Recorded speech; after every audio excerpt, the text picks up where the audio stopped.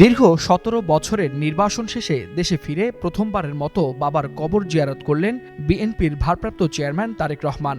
বিকেল 4:30টার দিকে রাজধানীর শেরেবাংলা নগরে শহীদ প্রেসিডেন্ট জিয়াউর রহমানের সমাধিতে ফুল দিয়ে শ্রদ্ধা জানান তিনি।